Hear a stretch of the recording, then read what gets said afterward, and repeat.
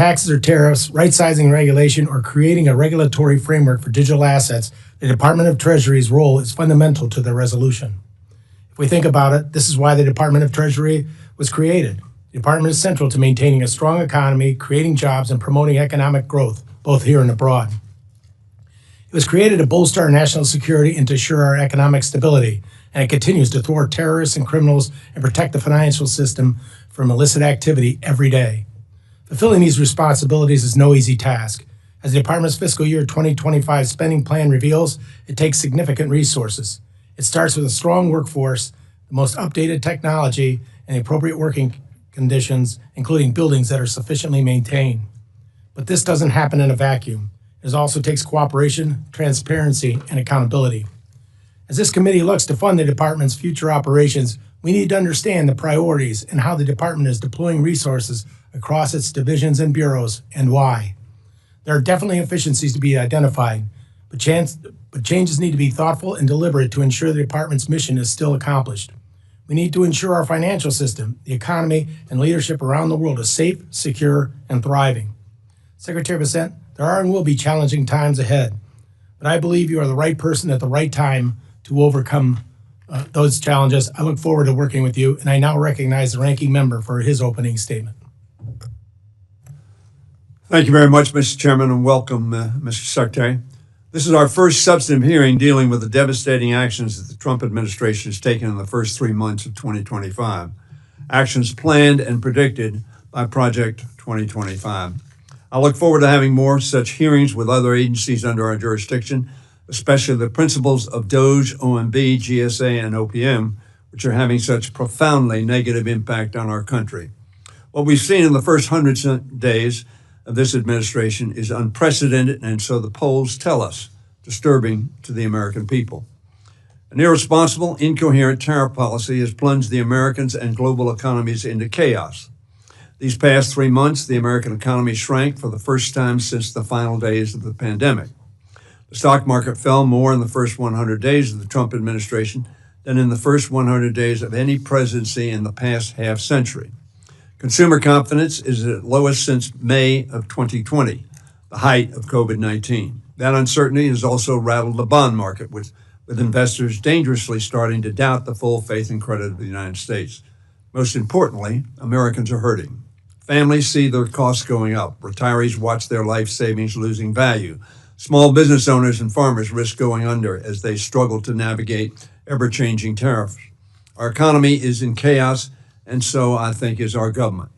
Donald Trump, Russell Vought, and Elon Musk are orchestrating an illegal purge of our federal employees. They clearly had a lot of ideas on how to remove these people and dismantle these programs as quickly as possible.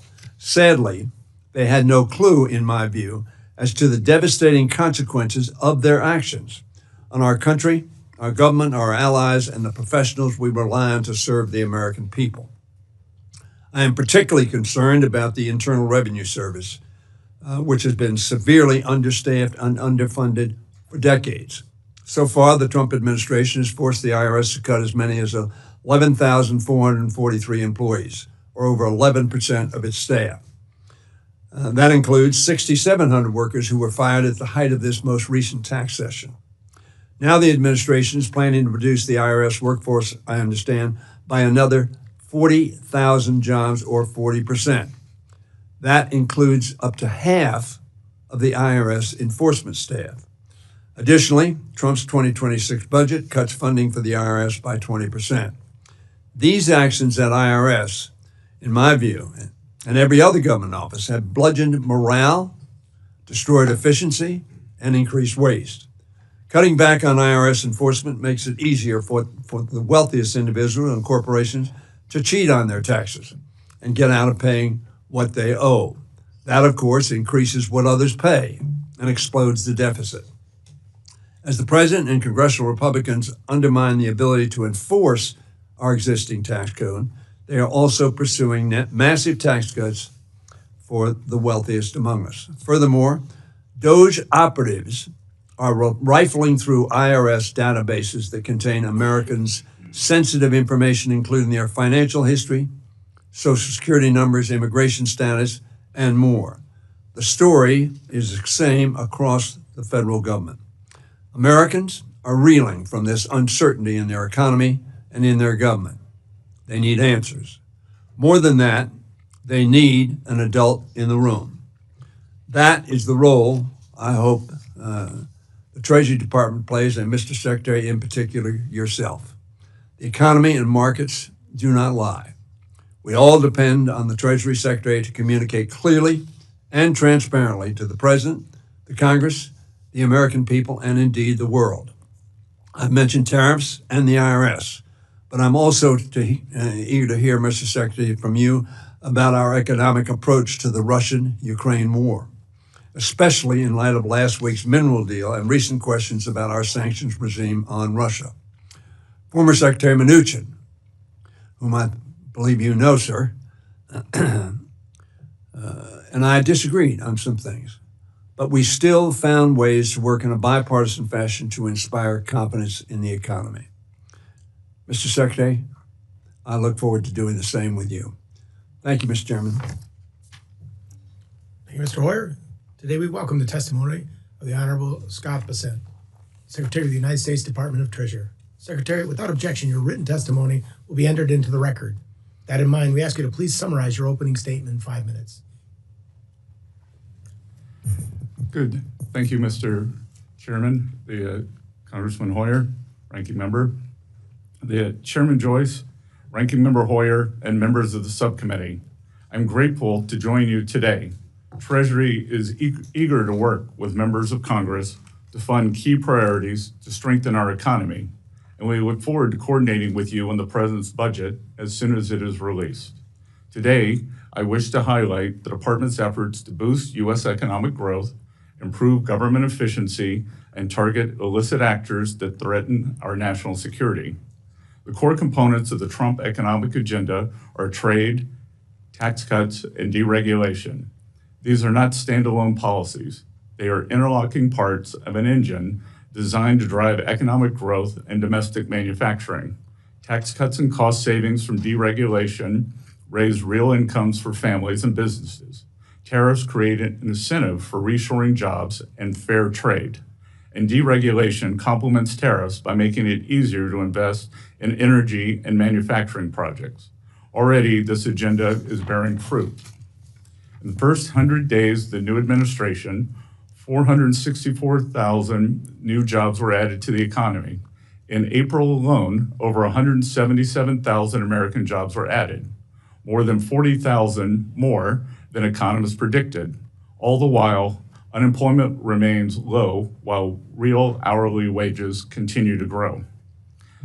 As important as spurring job growth is wrangling inflation. And in this endeavor, the administration continues to make tangible progress. The CPI for energy goods declined in March, as did the price index for core goods. And the CPI for all items declined for the first time since the COVID pandemic. While the cost of goods is decreasing, so are energy prices. Complementary to our efforts to grow American prosperity, we are focused on improving efficiency across all levels of government, but especially the IRS. We just concluded a successful tax filing season, but the IRS still needs significant reforms to deliver efficient and cost-friendly results for the American people. In this endeavor, we have successfully cut $2 billion from the IRS IT budget without any operational disruptions. We achieved these cost savings by eliminating, renegotiating, and de-scoping wasteful IT and professional services contracts and addressing long-standing inefficiencies, such as auto-renewed licenses unused for years. This intervention alone will save taxpayers hundreds of millions of dollars each year. We are also taking steps at the IRS to reduce administrative costs with a particular focus on paper processing, which has been a long-standing bipartisan goal. Last year, the IRS spent approximately $450 million on paper processing, with nearly 6,500 full-time staff dedicated to the task. Through policy changes and automation, Treasury aims to reduce this expense to under $20 million by the end of President Trump's second term. In addition to making government more efficient, Treasury is committed to working alongside the White House to make America safe again. To that end, we have launched a maximum pressure campaign against violent cartels and terrorist networks.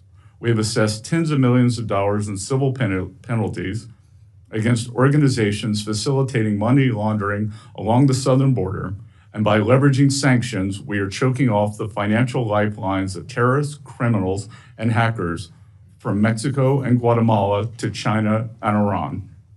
In the first 100 days of the new administration, we have set the table for a robust economy that allows Main Street to grow.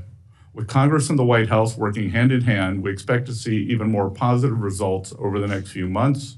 Key to expanding economic opportunity for all Americans is making the Trump tax cuts permanent. We look forward to working closely with the members of this committee to pass this bill into law. Together, we can build a stronger, safer, and more prosperous America. Thank you. Thank you, Mr. Secretary. I now recognize myself for the first questions. Secretary, let's fast forward a year. Where do you see the U.S. with respect to tariffs and the overarching strategy? Do you anticipate all trade deals being bilateral, or could there be multi-country trade pacts of which groups of countries agree to a tariff schedule? Mr. Chairman, this will be path dependent on our trade partners. As I've said before, there are 18 very important trading relationships. We are currently negotiating with 17 of those trading partners. China, we have not engaged in negotiations with as of yet. So I expect that we can see a substantial reduction in the tariffs that we are being charged, as well as non-tariff barriers, currency manipulation, and the subsidies of both labor and capital investment. So that is proceeding very well. Many of our trading partners have approached us with very good offers, and we are in the process of renegotiating those. With the economy, I would say that this is a three-legged stool: trade, tax, and deregulation. Trade was first. The House, according to Speaker Johnson, expects to move their portion of the bill over to the Senate on or about the Memorial Day, so we're looking forward to that.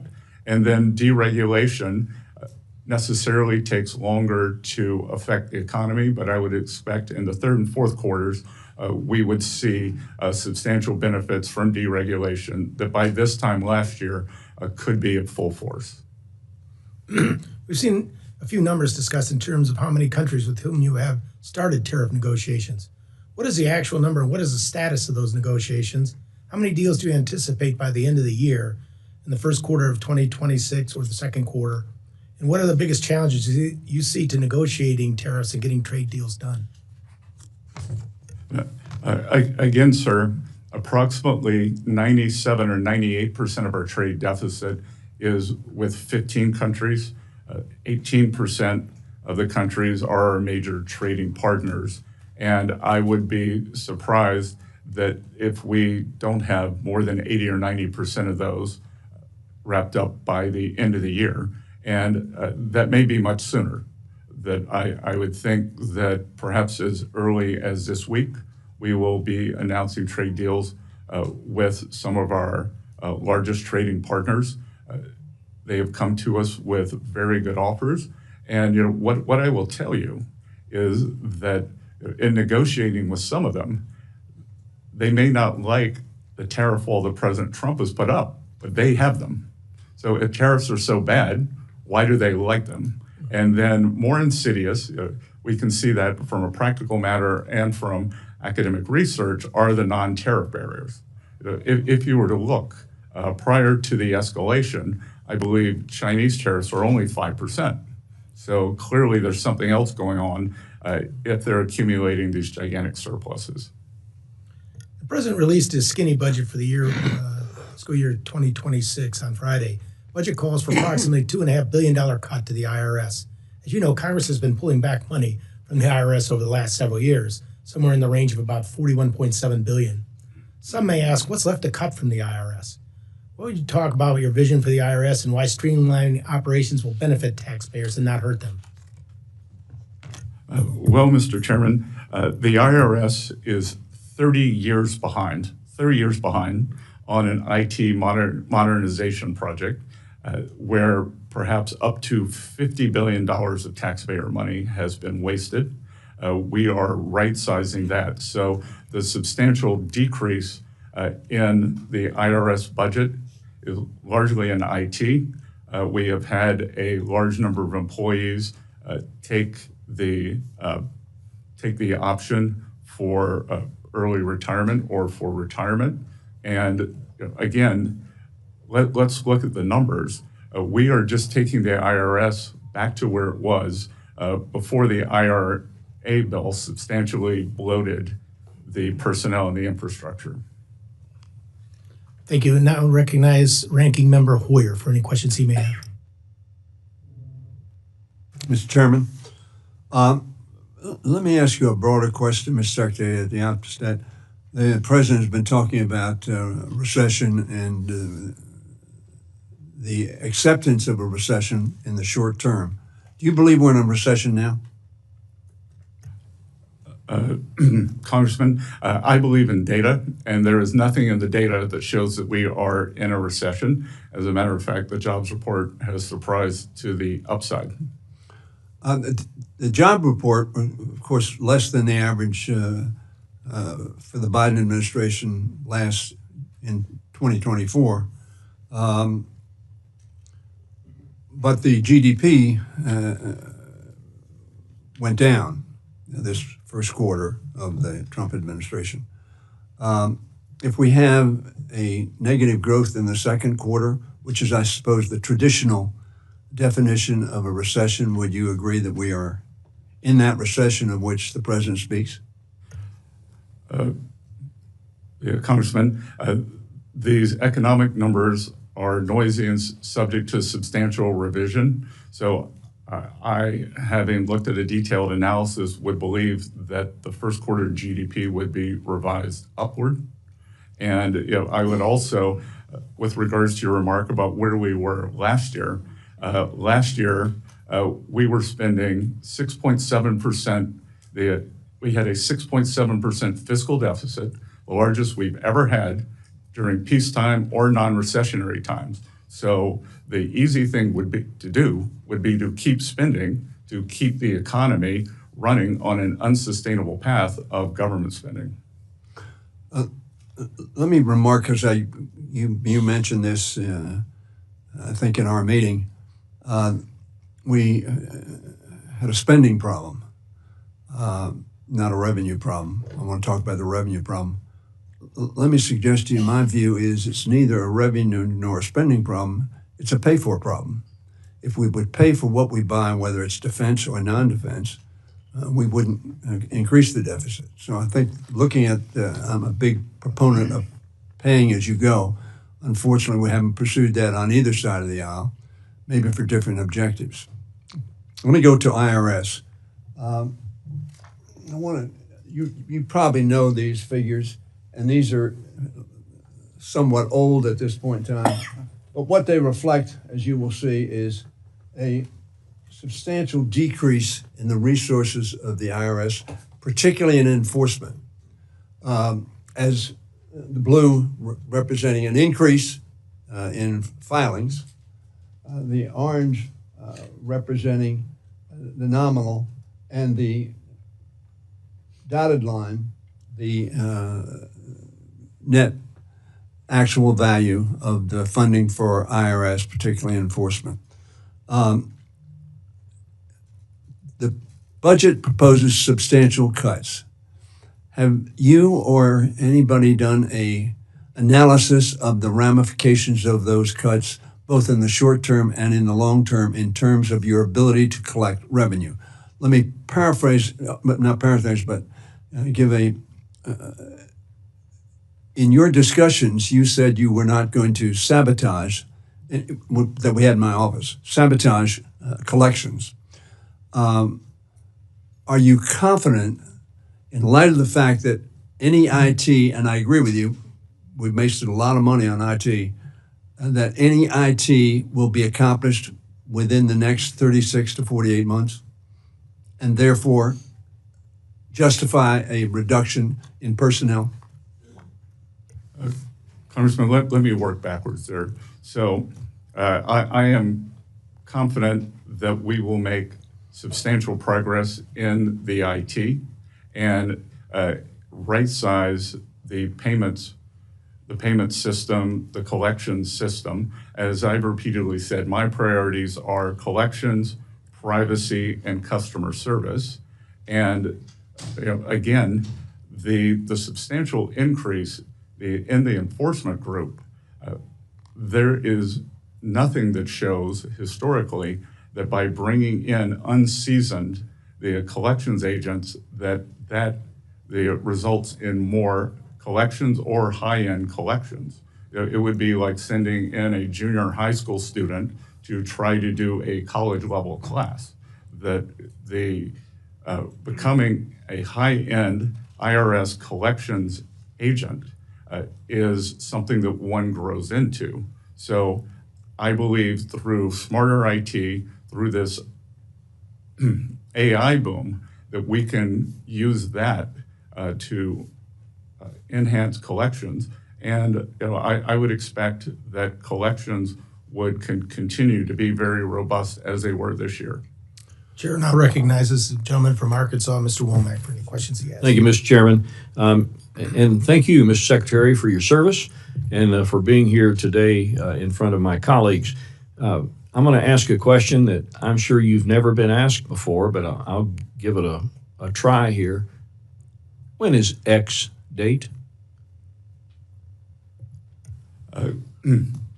Congressman, we are, as I said earlier, we still take in a large amount of the paper returns.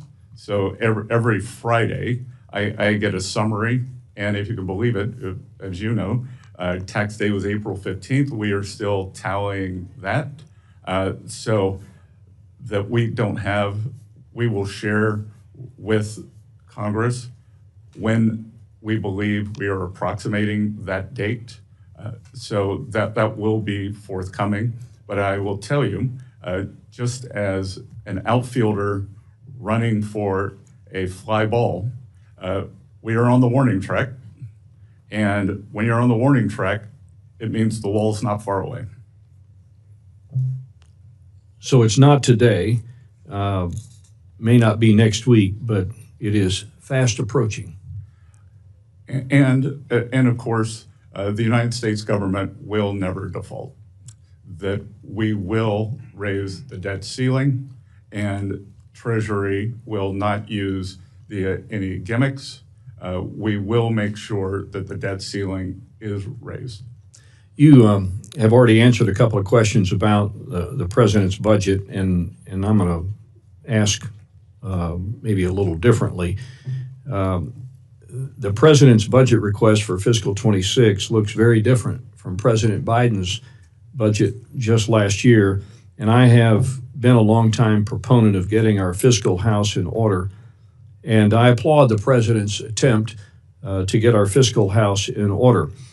During my tenure as chairman of the House Budget Committee many years ago, I co-chaired the Joint Select Committee on Budget and Appropriations Process Reform, and many of our recommendations are included in Trump's requests. It's no secret we're heading toward a big and needed change within the federal bureaucracy. That said, his budget request for the Treasury is $11.5 billion compared to FY25 enacted at $14.2. Now that's a 19% decrease. You've already mentioned that we have savings achieved in contracts regarding IT services and this sort of thing, and we've saved the American public a lot. But you've also said that IT remains one of our biggest challenges, particularly within the IRS. So how is it that you're going to operate with a smaller budget that still serves the needs of the American people? Sir, part of that has been bringing people back to the office. So on March 10th, we reinstituted a work from your office program. And again, I think it's going to be efficiency. We have asked for more money for many of the priorities. The Treasury Foreign Intelligence Network and the Office of Foreign Asset Control, OFAC. So we will be keeping the American people safer. And again, we think through efficiency gains, the federal government historically does not have productivity increases.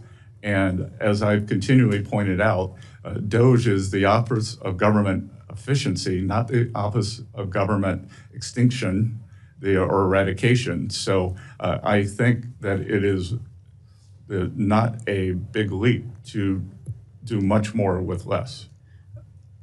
Are there $2.5 billion worth of efficiencies? Well, again, just two of it is in the IT department. And if you were to look, Treasury processes about 1.5 billion payments per year, which is like a mid-sized U.S. regional bank.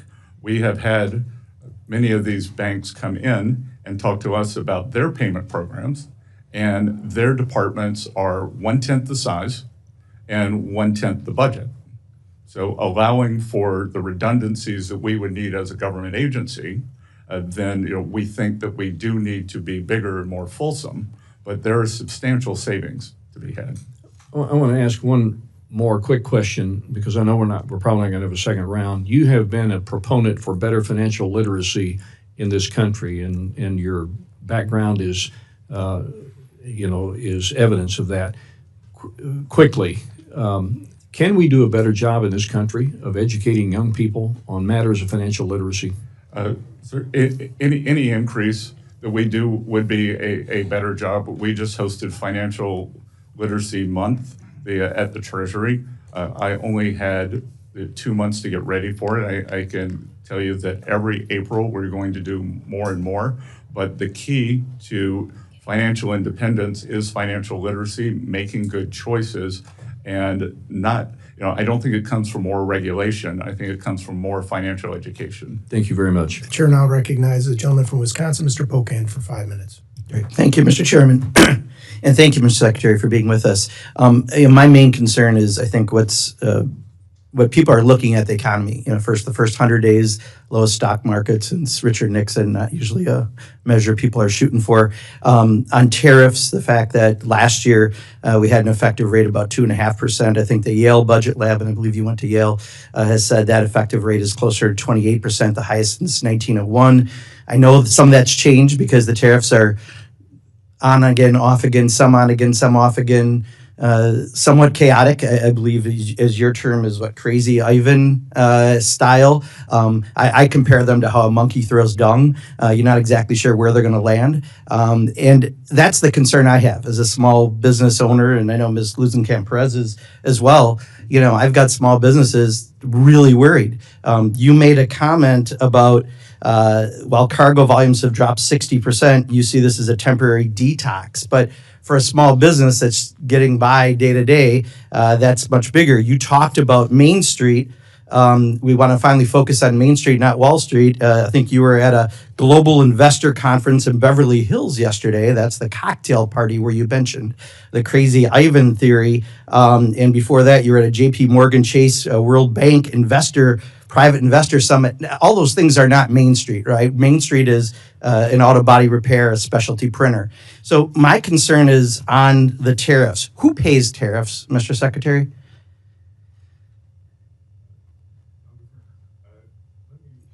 No. Answer the questions I asked, please. I only have 5 minutes. Who pays tariffs? Sorry, well... Who pays tariffs? Sorry, Mr. Secretary, please. Excuse me. The question is very simply, who pays tariffs, Mr. Chairman? I'd like him to answer that question. He wants to answer other questions. Well, Congressman, if the exporters, they dislike tariffs so much, why wouldn't they, if... I think what you're trying to get me to say... Did you remember the question? I'm not sure you did. Who pays tariffs? It's a very complicated question. Reclaiming my time. People pay tariffs, right? Reclaiming my time, Mr. Secretary. Reclaiming my time, Mr. Secretary. Reclaiming my time. You clearly aren't going to answer. I'm not going to waste my time having you go, Mr. Secretary, the reclaim, exporters can Mr. pay Chairman, tariffs, I asked reclaiming my importers can time. pay Tariffs. Mr. Chairman, and I asked to reclaim my time. Did I not? No, I said reclaiming my time because he's clearly not answering it. So, yeah, so as a small business owner, and unfortunately I'd like that time back since you failed to recognize me for 30 seconds. So I just recently from one of my suppliers got the tariff surcharge on things. And in addition to the tariff surcharge, guess what else got raised? American-made walnut plaques. That has nothing to do with tariffs, but companies take advantage and do that. So right now, we are getting screwed right and left because of the indiscriminate use of tariffs. That's the reality for Main Street. And you go off to Beverly Hills for private investor conferences and talk about crazy Ivan theories. Answer that. What is the crazy Ivan theory of tariffs that you mentioned at the summit? Well, first of all, sir, I've had meetings with more than 50 small lenders. So I want to clarify that. I would also say that in game theory, strategic uncertainty, of which you seem to like the name Crazy Ivan. Well, it's your words, correct? Didn't you use Crazy Ivan at the Well, you've used it 5 times. And That's the question, Mr. Chairman. I am saying the strategic uncertainty is part of negotiations. Should we say, Okay, here's what we'll accept. Please take this. Okay, I've got your answer. Thank you. I'm going to reclaim my time again. So for a small business, we don't have that luxury, right? When the ports are empty in California and we can't get goods and people are stocking up for Christmas goods, Crazy Ivan is great for, please don't take this offense, really rich people like you, but for people like me, it's not, right? That's what makes small businesses fail. That's what makes people lose their jobs. That's what makes the stock market tank. So I'll ask one more time, who pays tariffs? Sir, the history would show that it is a complicated mix of who pays the tariffs over various times. So that's exactly the problem. If your answer, and you are a very educated person, you have a very impressive bio, cannot answer the question who pays tariffs because you won't answer that, and you say it's a complicated issue. It's not complicated. Consumers pay Trump's tariff tax. That's the reality. And I'll yield back, Mr. Chairman, but I do think next time if I ask to yield back, I would appreciate having my time yield back. Chair now recognizes the gentle lady from Iowa, Ms. Hinson. Thank you, Mr. Chairman. Good morning, Mr. Secretary. Thank you so much for taking the time to come and answer our questions. I appreciate what the Trump administration is doing to try to level the playing field for American consumers and restore our economy to where it needs to be. So I really appreciate the work that you were doing to make that happen, Mr. Secretary. And I certainly, as an appropriator, recognize the importance of making sure that every tax dollar is spent appropriately. And I appreciate your opening comments as such. So with that, the GAO estimates the federal government loses between $233 and $521 billion annually to fraud. Those are alarming numbers, hard-earned tax dollars just wasted. President Trump has certainly acknowledged the absurdity of this level of waste, and he signed Executive Order 14249 to protect America's bank account against waste, fraud, and abuse. And I was proud to support this effort by introducing a piece of legislation to codify that, the Protecting American Taxpayers from Wasteful Spending Act. One of the provisions of this EO is directed at your department, the Department of Treasury, to establish pre-certification and pre-award procedures across the federal government to prevent fraud and improper payments. So can you define for the committee today what an improper payment is and some examples of what you're seeing and why these procedures were not already in place before, Mr. Secretary? Well, it's a bit mystifying why they weren't in place. And what we are seeing is that there was a very complacent upper level of management in many departments across the entire government. What I can say at Treasury, that of the 1.5 billion payments we send out every year, they're required to have something called a TAS, a Treasury account symbol. We discovered that more than one third of those payments did not have a TAS number. So as the Appropriations Committee, you should be shocked by that, because how can a payment be tracked back to an appropriation? Only through the TAS number. So there was no accountability. So that is why the 450 organizations that sit above Treasury, where Treasury acts as the paymaster, are unable to pass an audit. So We have the crackdown on that. Every payment now requires a TAS number.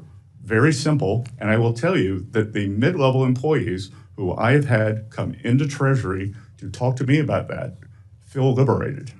That they tell me, I've been here 20 years. I've always wanted to do this. I've been here 14 years. And they feel as though they now have agency and are making a difference towards saving the American taxpayer money. So this is not only a complacency issue that you've fixed, but it's a morale issue for these employees who are helping to make the department much more efficient for taxpayers. They're very energized by their participation. Yeah, it's certainly unbelievable when you think about that this was not in place, and certainly it's we've got lots of examples from the previous administration of some of those catastrophic failures.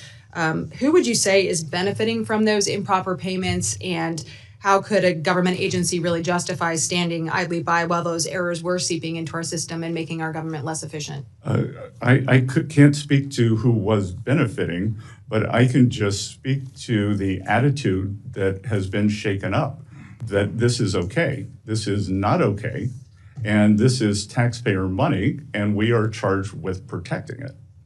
What other plans are in place to help implement that executive order? You've talked about the Treasury account symbol. Are there other things in that executive order that you are executing on today? The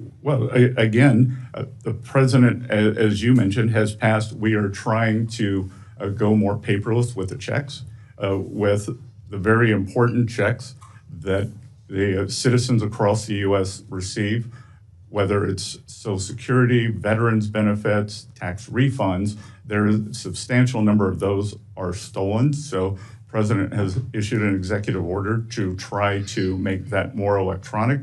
That will protect the integrity of those payments as well as cut down on cost. Have you been able to claw back any improper payments for the taxpayer, reclaim those dollars? Yes, we've called back tens of millions of dollars. Tens of millions. Well, look forward to continuing to work with you to improve those efficiencies and execute on that executive order. Appreciate the work you're doing at Treasury, Mr. Secretary. Thank you. Thank you. I yield back. Thank you, Ms. Hinson. Chair now recognizes the gentle lady from Washington, Mrs. Glusenkamp Perez. Thank you, Chair. And thank you, Secretary Bessent, for being here. So I ran an auto repair shop before coming here, and I know that people who are turning wrenches, who are filing an earned income tax credit or tax return, they're about 4 times more likely to be audited. And I'm wondering if you could talk to me about what the plan is for ensuring that regardless of what income strata you're in, your probability of being audited is equitable. Well, the Congresswoman, I think that was one of the problems with increasing the enforcement. There was nothing to say that there would have been more enforcement at any distributional level. So that what you were saying is that those receiving the earned income tax credit are more likely to be audited. That would have just meant more auditing. There was also a proposal to track small payments, $600 on Venmo and things like that, which has been pushed back also. But what is the forward program to ensure that there is an equitable? I have some quarrels with what you said, but what is the plan, the implementation plan to ensure moving forward we are getting towards a more equitable enforcement rate? Look, we are reviewing the processes for who is audited at the IRS. There's been a great deal of politicization of that. So we are trying to stop that. And we are also going to look at the distribution of who is audited and why they are audited. Look forward to hearing more about how that is being implemented and how we can help you with that. So I think you and I agree that the current trading system has failed working people who are turning wrenches, driving trucks, changing diapers. Could you expand on how the proposed tariffs would ensure that there is upward pressure on wages? Well, I think that there are many parts to that, but the key to upward pressure on wages is more job opportunities.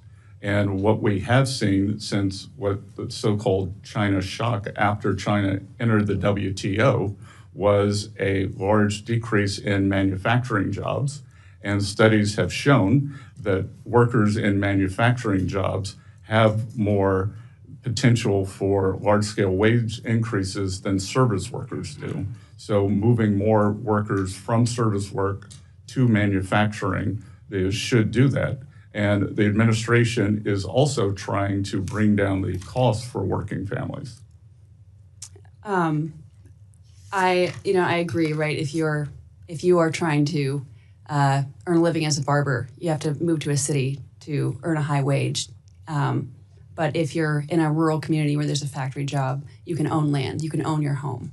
And I think one of your points about financial literacy is ensuring that we do have economic self-determination. You can buy the pair of boots that will last 5 years and not be in this pace. But there's a lot of work to do here, building real wealth and not the nominal kind of, I'm not really here to be a defender of the stock market. Most of the people I know don't trade stocks in my community. It's a question of being able to own land, having that capital access to start your own business, and some of the antitrust work to ensure there's a level playing field for small businesses like mine. I'm hearing from constituents who have questions about their tax returns and are having trouble getting a real person on the line to speak to. What can we do? What is your plan for decreasing wait times, for having somebody be able to actually talk to a human being when they call the IRS? Well, again, this goes back to my three priorities: collection, privacy, and customer service. So we are moving money into customer service at the IRS. And it's almost unimaginable that the phone banks had the same number of operators 24/7, 365 days a year. So if one of your constituents called on Christmas Eve, they'd probably get through because there were so many idle phones. If they called on April 14th, there was no surge to help them. So, as President Trump has repeatedly said, this is a common sense administration. So we're going to have common sense for the IRS. Playoff season is for the first, from January 15th to April 15th, game days April 15th, and we're going to make sure that it's better staffed then. Thank you. I yield back. Thank you very much. Chair now recognizes the gentleman from Texas, Mr. Cloud, for his 5 minutes of questions. Thank you, Chairman, and thank you, Mr. Secretary, for being here. I think it was Albert Einstein who said that you can't solve problems with the same kind of thinking you used when you created them. And that's one of the things I certainly appreciate about you and the Trump administration and what you're bringing to the table. For a long time, we've seen the managed decline of America, and while many who run for positions that we hold will campaign on the need to do something, what we've seen is too often, and even because some of the politicking we've seen today, for the sake of politics, we've not been able to do the big, hard things that we need to change course and get us out of the $36 trillion debt pathway and growing pathway that we're on, leading to that wall that you talked about. The American people have watched this all play out, realizing that their nation's been in decline and seeing what they thought was kind of the promise that if we put the experts in charge, they would run the government, we would have a regulatory pattern that worked, the wealth gap would close, America would be strong, and that has not happened. What did the experts get wrong that you're correcting? Well, sir, under President Trump's first administration, the wealth gap did close. That the bottom 50% of households by net worth saw their net worth increase substantially more than the top 10%. And we are aiming to do that again. That under President Trump's first term, hourly workers' wage gains were higher than supervisory workers. And look, what people got wrong was the shock. And there was this terrible policy of, it was essentially compensate the losers. And I do not think that the American workers are losers. They were simply cast aside as the necessary collateral damage in this unfettered free trade. And the free trade is not always fair trade, and we can see that from the large surpluses that these countries are accumulating on the other side. So we are aiming for fair trade to bring back high-paying precision manufacturing jobs to the U.S., and we are doing that. We're using tariffs, but we were also using the substantial deregulation, energy dominance. So we want to continue to make the U.S. an even more attractive location for manufacturing. It's interesting you talk about manufacturing. I think it was in 2008, the intelligence community put out a report. I talk about it a lot because they said the greatest transition of wealth, power, and influence is happening right now.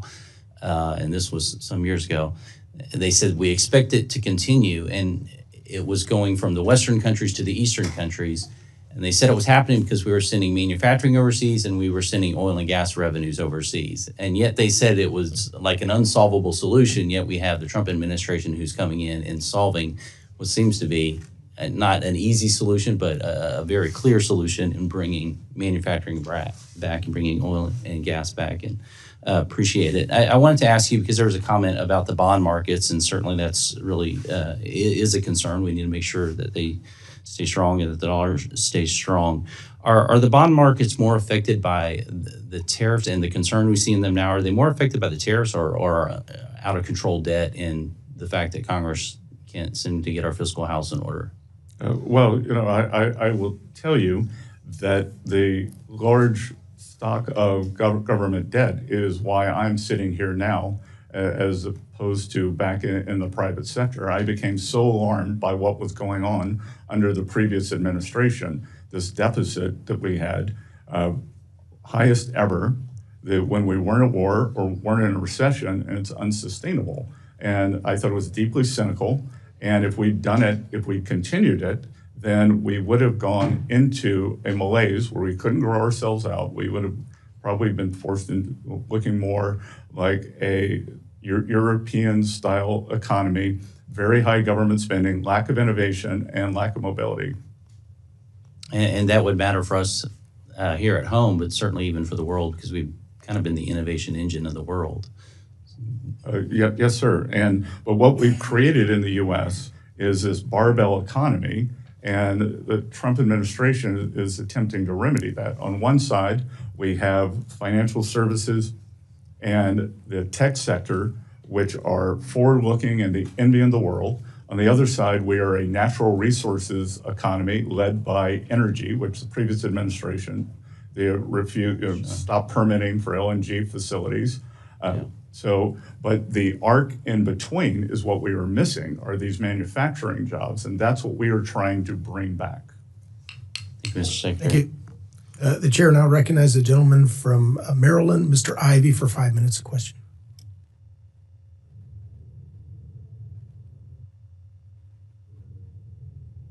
I appreciate you being here today, Mr. Secretary. I want to ask you a few questions about Doge and the role it's playing at Treasury. You came into office, I guess you were sworn in on the 27th, was it? You were confirmed by the Senate on the 27th? Is that about right? 28th. 28th? Okay. And then you started working at Treasury immediately after that? All right, and Doge began working there as well with respect to the payment systems?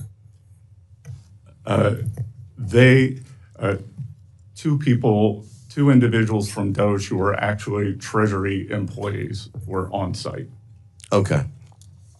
And I believe you were approached by the highest ranking career official at Treasury, David Lebrick. Am I pronouncing his name correctly? I believe it's Lebrick. Lebrick, okay. What was the nature of that conversation? I assume this was about the Doge issue, but tell me briefly what that conversation was about. Well, that conversation was about a discussion of the payment system. And when I go back to what I didn't know, I think I walked in the office around 3 p.m., and I think he and I were having a conversation at 4:30, and I got to ask for the short version. Oh, no. Okay. But I will tell you that when we were talking about the tasks, the that it was people like this individual who were hitting send on the payments. So, I've come to find out that he's part of the Okay, I fraud. apologize. I'll have to get that later from you. Yep. Feel free to send in substance of the discussion in a letter. But I guess what I was going to ask was, you just mentioned there were two people who were working with respect to Doge at the time. Yes, sir. And Mark Ilez was one of those? I'm not sure. Not sure? You're not familiar with that name? I don't recall that name. I interviewed Tom Krause and personally recommended him to work at Treasury. Okay. Well, Mr. Ilez had worked at Mr. Musk's SpaceX company. And the Wall Street Journal issued a story, I think around February 7th, that talked about statements that Mr. Ilez had made in the prior year. One was, you could not pay me to marry outside my ethnicity. Another was that he wanted to normalize Indian hate. A third was, just for the record, I was racist before it was cool. And another was, I just want a eugenic immigration policy. Is that too much to ask? This man resigned shortly after that article was published, but you don't recall him being there? Congressman, I did not recall that individual's name, but that individual was terminated. He was terminated, okay. Well, I appreciate that. Although it appears that he then later turned up that he was rehired, I guess, and that he's continuing. Not by Treasury, sir. Okay, but he was continuing to do work for Doge, but in this instance, HHS and three other departments? You have no idea. I didn't follow his career. Okay.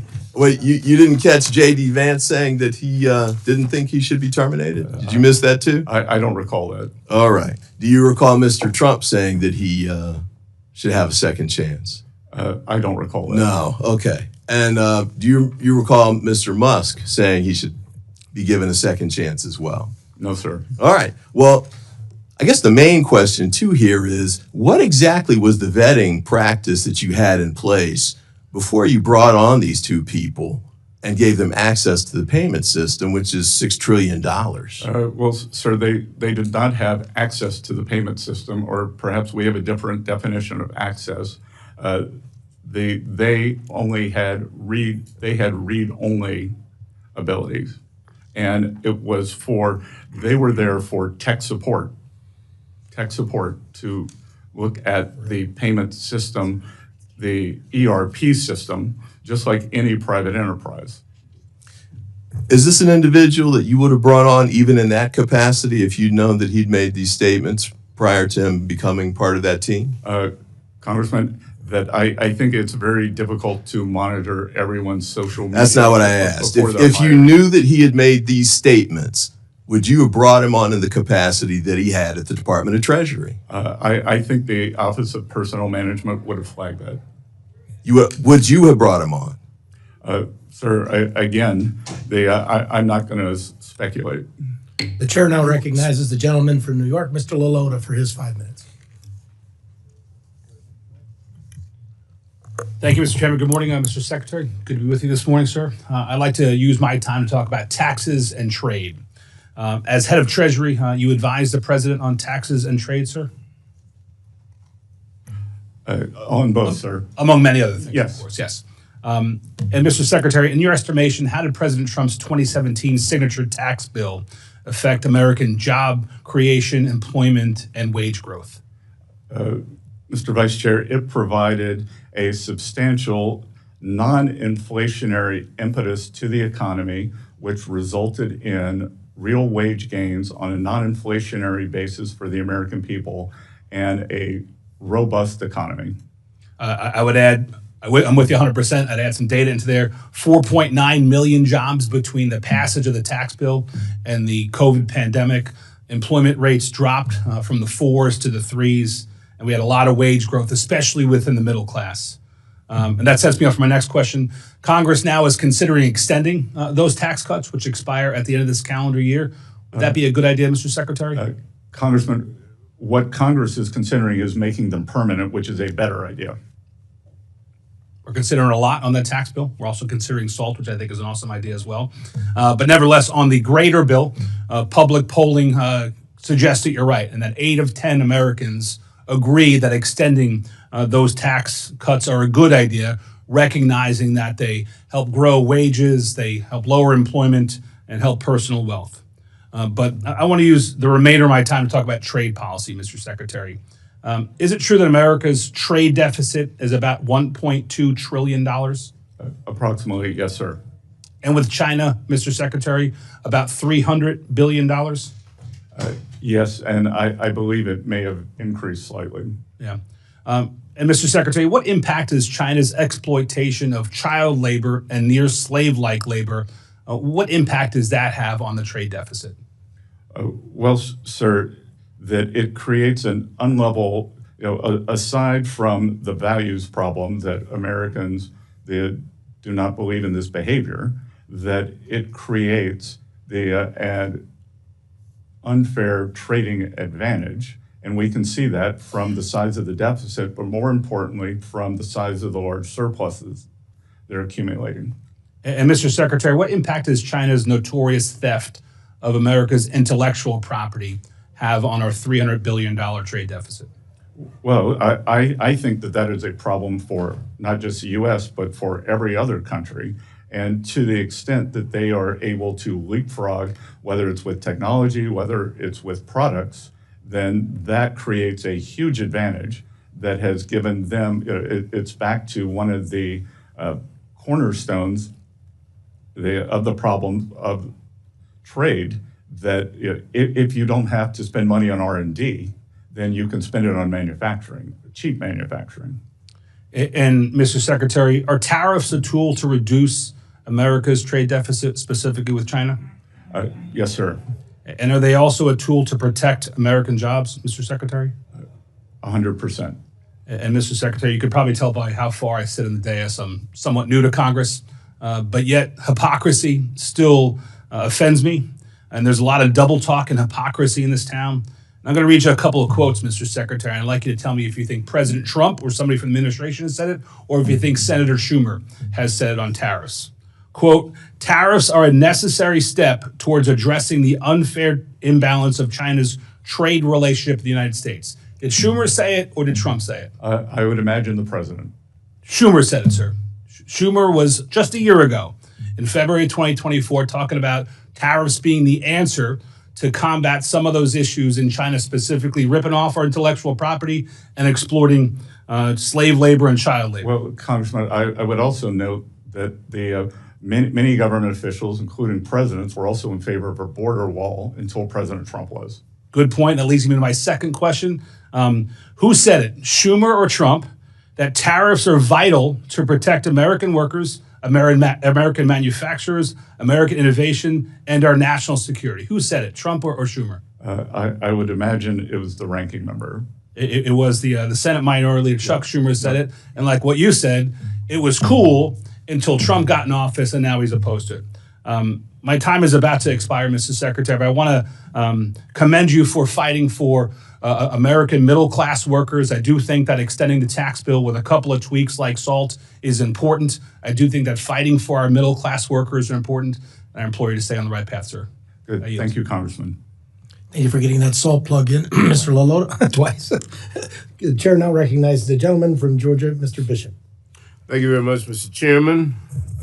Thank you for being here, Secretary Bessent. I wanted to ask you some questions about the reports that the administration is cutting IRS workforce roughly in half with a goal of 50,000, including many of the frontline enforcement positions. A recent study concluded that this would result in a loss of $19 billion in foregone revenue just in 2026 and up to $350 billion over the next decade.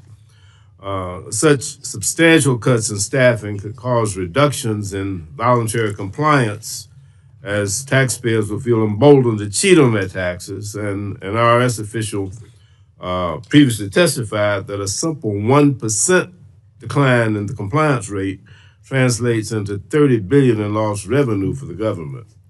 If the administration is truly concerned about reducing the federal deficit, as you indicate, why would it consider staffing reductions that reduce the IRS's capacity to collect much needed revenue that could be used to reduce the deficit or pay for critical services?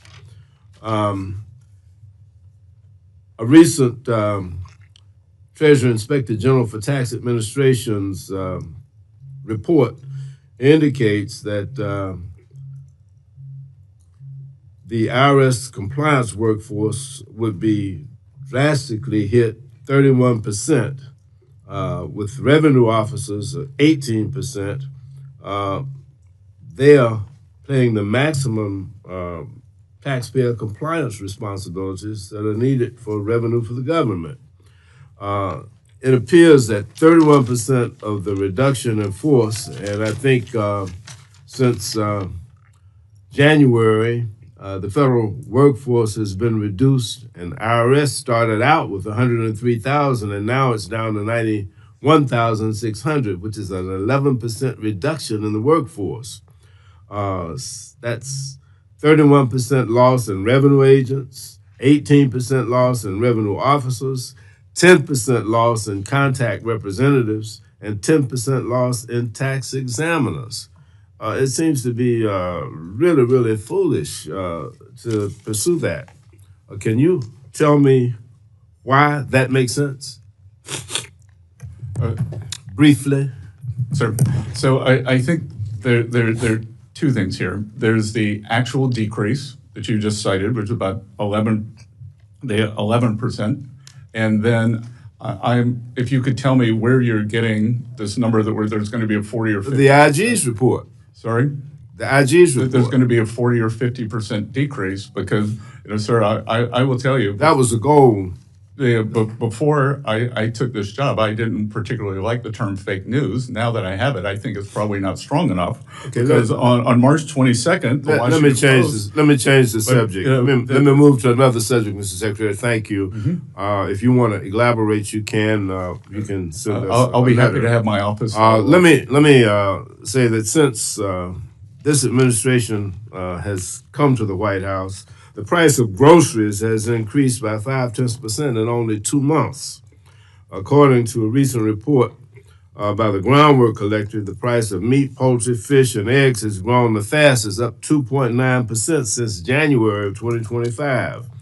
Eggs at a record high of $6.23 a dozen, up from 26% in January 25 alone. What is the administration doing to bring down the cost of food? What is the administration doing to ensure that the impact of the tariffs don't disproportionately fall on our nation's farmers? I've got a list of headlines from farmers all across the country that are complaining about the impact of the tariffs on their capacity to sell their products. Can you tell me what the administration is doing to bring down the cost of food? Well, a couple of things, Congressman. First of all, you may or may not know I am a farmer. Secondly, that we inherited a momentum. Food prices, like monetary policy, have long and variable lead times. The price of eggs was up substantially during the Biden administration. It has been brought down 52% in the past few months. And it just went up the last 2 months. I just told you. No, sir. I think that's not 100%. Since January. And finally, we are 36%. We are bringing down energy cost, and energy cost transportation is one of the single biggest factors in food pricing. So diesel prices across the country have come down, and that will result in lower food prices. Chair now recognizes the gentleman from North Carolina, Mr. Edwards, for any questions he may have. Thank you, Mr. Chair. Mr. Secretary, thanks for being with us this afternoon. Earlier this year, I co-sponsored a bill, the Anti-CBDC Surveillance State Act, that would prevent the Federal Reserve from issuing central bank digital currency. Many of the folks that I represent are concerned about the security of such a currency and the privacy of their information were such a currency to be used. Can you give me your perspective and maybe the administration's perspective on the place for digital currency? Sir, we believe that digital assets belong in the private sector. And my personal view is that having a central bank digital currency is a sign of weakness, not strength, because really the reason, if there is a reserve, say a reserve manager or a foreign central bank holds US dollars, then there is a wide variety of US assets they can invest in. You would create a central bank digital currency just for ease of use because there are no good choices for underlying assets. And so you're saying you would not be in favor of the Federal Reserve issuing such a currency? No, sir. Right. Thank you. Can you tell us real quick, at what point do you believe that our debt levels would no longer be sustainable? And then as the second part of that is, what would that look like? If our debt were no longer sustainable, what would that look like to the American family? We talk a lot about debt up here. We put forth some elaborate graphs and charts, and we hear all kind of economists using big, long words. I need to be able to describe to the people back at home what that might look like in their lives were we no longer sustainable. Well, it would look like a sudden stop in the economy as the credit would disappear, as markets would lose confidence. And I'm committed to that not happening. And again, a tipping point in debt sustainability is very difficult to pinpoint, but what is not difficult to pinpoint is a trajectory. And the trajectory is unsustainable when and if the markets were to rebel against is very difficult to know. I think, just as I talked about the warning track for the X date, I think it's very important not to go on the warning track, and we've got to get to the other side of this and start reducing the debt. And the debt numbers are indeed scary, but the Secretary Yellen and I both agree that it is the debt to GDP that is the important number. So we are trying to both control the absolute level of debt, pay it down, but also grow the GDP. And so I applaud your approach towards the debt. Give us an idea of where is that tipping point? How close do you think that we might be to that?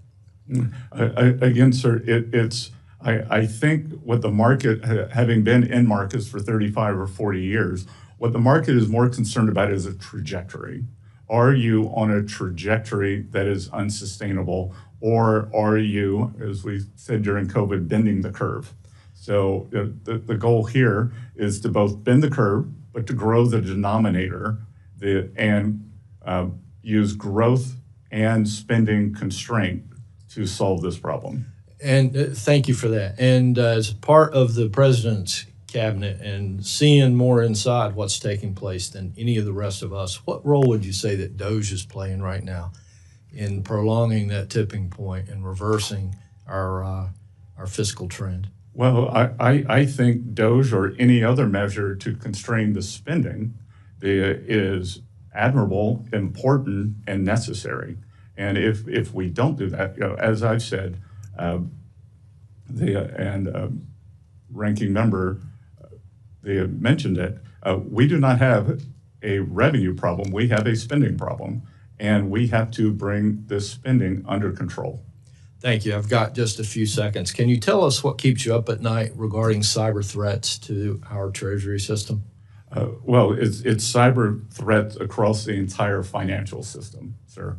And that's why at Treasury, we are leading the effort for more resilience within the entire financial system, whether it's across the banking system, the payment system, and the Treasury system. As you would have seen, Treasury was hacked last year. We've just discovered an OCC hack that discovered last year. So these hacks are real and dangerous. Thank you, Mr. Chair. I'll yield.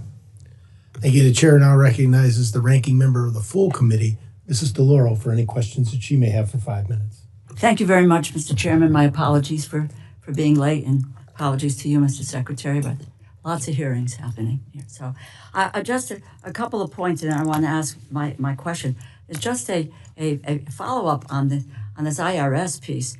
I think it's very interesting that, well, first of all, I totally disagree with you, Mr. Secretary. We have a revenue problem, and that's where the IRS comes in. And we think about the debt. We think about the $2.3 trillion that was the debt really built up with the tax cuts to the wealthiest and the biggest corporations in 2017. We're now looking at an additional $4.5 trillion in tax cuts, which are making their way to, again, the richest and to the biggest corporations. That is debt. And that is something that I don't know about yourself and others in the administration who refuse to see that kind of debt. And the almost unbelievable piece of this is the IRS 2024. We invested in it, able to recover more than $1.1 billion from roughly 1,600 millionaires. Projected at the time that investments in high-end enforcement data and analytics that an additional $851 billion would result in revenue over the next 10 years. The Inspector General has said IRS lost 30% of auditors under Elon Musk's illegal purge. People who are wanting to ensure that millionaires and billionaires are paying their taxes. And the issue is that we're going to pay for those taxes by taking it out of the hide of Medicaid and of children, of low-wage workers, and of seniors. The issue that I want to try to get to, I'm going to make another point, is your comments on your recent comments that seem to call into question the vitality of the textile industry in the United States and national security. I applaud the administration for the steps they've taken on de minimis and closing down that loophole. I think it was very, very important to do this. We need to go further. It needs to be applied to all countries, not just to China. But unbelievable commentary on the U.S. textile industry. Provides good jobs across this country, particularly in rural areas. The supply chain directly employed 471,000 workers, produced roughly $64 billion in product in 2024. Let me get to my question with only 2 minutes to go here. This is the dealing with standing up for a mechanism in the U.S. to screen our investments in China, to ensure capital, technology, and know-how are not fueling the capabilities of the Chinese Communist Party. I've had a bipartisan bill to do that for years, helped negotiate the bipartisan bill that nearly passed last year, and I strongly support executive action to address the issue. In fact, we got appropriated funding for Treasury to implement the executive order on outbound investment. Mr. Secretary, I understand that the administration is currently reviewing the executive order. There's a clear bipartisan consensus on the need for an outbound mechanism of that screening regime. Let me ask you, do you support the implementation of such a regime?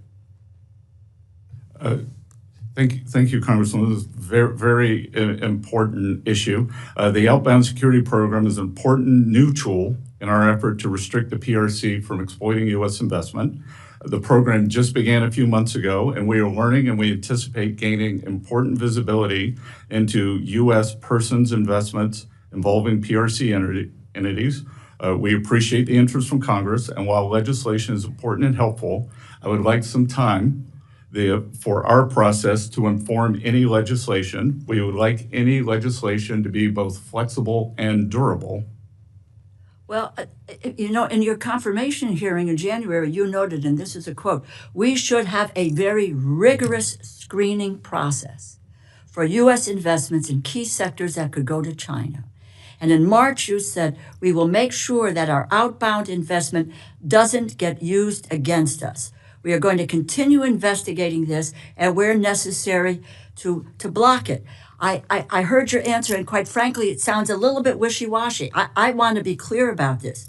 You have expressed support for outbound investment for months now. Has that changed in any way? What's the status of the administration's review of that order? What about the timeline on this, because it's an important issue? And can you commit that your department will enforce this executive order to its fullest extent?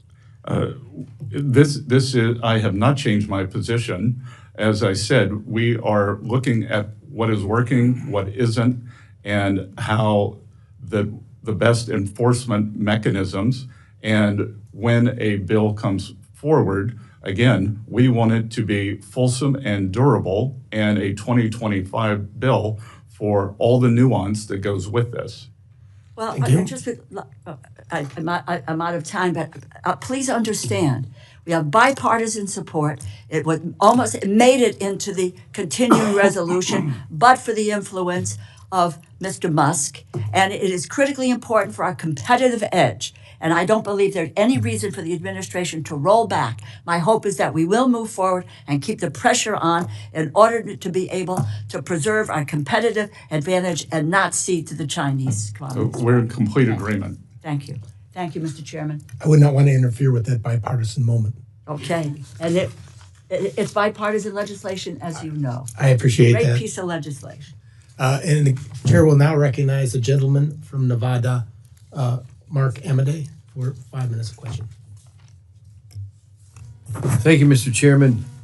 Hi, Mr. Secretary. First of all, I want to thank you for your availability during this time since you've been confirmed and stuff like that. I know nothing's been going on that affects the Treasury Department in any way, and I appreciate having access to you via phone over an issue that wasn't important. So, thank you very much. I want to just ask you a couple of questions, kind of relative to our conversation, and that is, I know that the president has said quit producing the penny.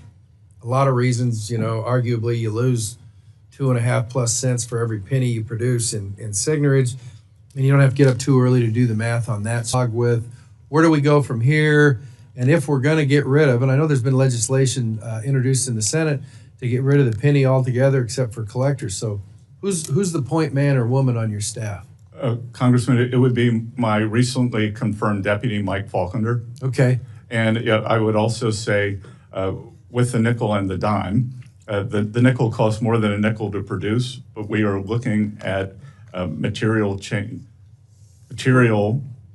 in the materials that would reduce the cost to or below a nickel, and then I believe the dime is profitable. And I guess that brings me to there is legislation you might want to warn your recently confirmed deputy.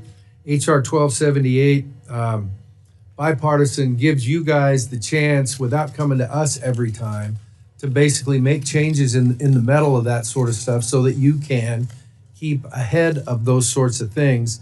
So if you would, unless it's sitting here, whatever, it's like, hey, we're going to be calling you up. The idea is to solve the problem, if it's solvable, and move on from there so you guys can do other things with your time. Yes, sir. We've been reviewing that. Good. Glad to hear that.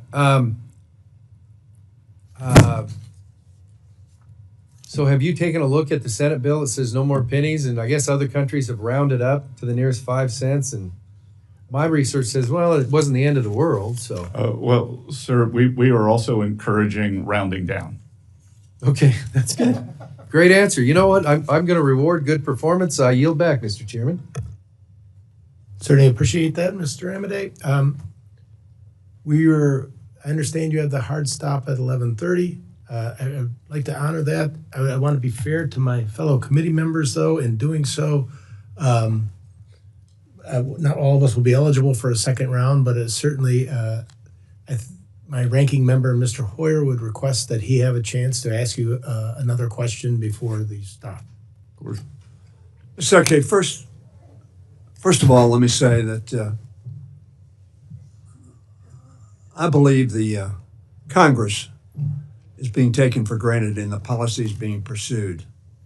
I think, frankly, some illegal things are being done. Not by you, I'm just talking about the administration in terms of federal employees. I represent 77,000 federal employees who came here to work for the government, and that's why they're here. I've worked very well with Republicans throughout my career, which is now in its 45th year. I want to do that some more because I think that's the best interest of the country. I believe you're one of those who has a shot at keeping us on a somewhat even keel.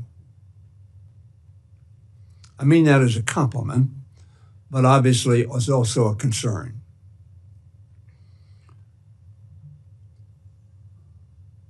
When you say, and I want to reiterate this, that we have a spending problem, and I retort to you, no, what we have is a paying for problem. If I make $1 million, I can spend $999,000 less taxes.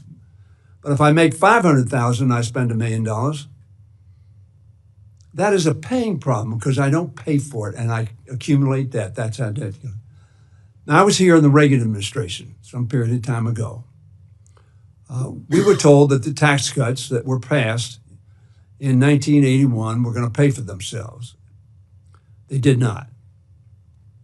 It perhaps will surprise you, maybe you know this figure. The largest increase in the national debt was under Ronald Reagan, the only president who had a triple-digit, 189% increase in the national debt during the course of his term. It might also surprise you that Clinton is the only one who was 30% or lower since Ronald Reagan. Clinton is the only one who balanced the budget. Now, one of the reasons we did so is because we had bipartisan objectives. The Republicans wanted to cut taxes, which is their mantra, and we wanted to invest, as we call it, as opposed to spending, in children's education and people's health care, in safety, et cetera, et cetera. If we continue this logic that we have a spending problem and discount taxes as spending, when we did the tax increase under George, in 2017, you may recall, the Republicans gave themselves a $1.5 trillion headroom. The reason it was limited to that is because the senator from Tennessee wouldn't go higher than that. So in other words, a $1.5 trillion unpaid for headroom to give a tax cut. That is spending because you're cutting prices while increasing costs. That's what causes deficits. Some of my Republican friends, I'm a strong supporter of national defense, but I do not delude myself that raising $150 billion in national defense expenses don't cost taxes. We don't have $150 billion to either cut taxes with or to spend money with. So we borrow. And when my friend talks about hypocrisy,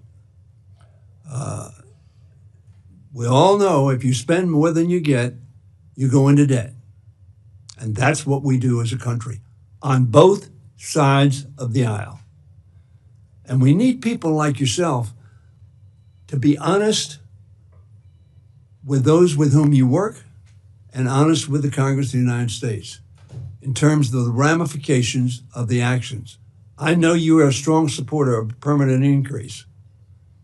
You're not a strong supporter of paying for it. And you can cut all of non-defense discretionary spending and you won't get there. And this game that Mr. Musk has played, he had no sense of the ramifications of the actions he's taken. He knew how to do it. He was prepared.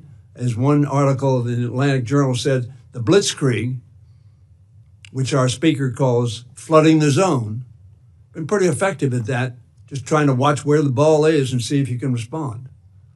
But Mr. Secretary, I have a lot of questions. I'm going to send them to you, ask them to you, and would like to take some time with you on that.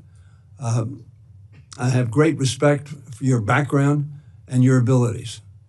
And I am really praying that you will bring a voice of reason and rationality to our deliberations. My time is over, and I appreciate the chairman's forbearance. But this is serious business. Very serious business. And I agree with you. A $37 trillion debt is not sustainable. And we all have to do it, but we have to do it together. That's the only way it will get done. Thank you, Mr. Chairman. Thank you. You have a response, Mr. Secretary? Congressman, thank you for that. And I would note that while President Reagan substantially increased the defense budget, the Clinton administration was able to capitalize on the peace dividend. But as you said, the defense budget dropped dramatically post the fall of the Iron Curtain, which contributed to the fiscal soundness. And through, as you said, through bipartisanship, working with Speaker Gingrich, they worked together. So I would hope that we could do that again. Which, by the way, cost Gingrich's job. The right wing of his party was incensed that he did that. And what it did was had a rational policy because both sides participated. So, the senator from Tennessee is actually my neighbor. So I see him quite often. And look, there are ramifications here. And you're not talking about any current senators from Tennessee. He's left. No, I know. Yeah, okay. Senator I want to Corker. make sure we had the right Tennessean. Senator Corker. Yes. Yes. Is my neighbor. Uh-huh. So, and I look forward to inviting a bipartisan solution. Thank you, sir. And with that, our time is concluded. I'd like to thank you, Secretary Bessent, for being here today. There may be some members, as the Ranking Member Hoyer has indicated, who have questions. They're going to submit those questions for the record. And we ask any of the, please submit those questions to the subcommittee staff within the next 7 days. I would ask that you try to respond to them within the next 15 business days after receipt. Thank you. With that, the subcommittee stands adjourned. Thank you.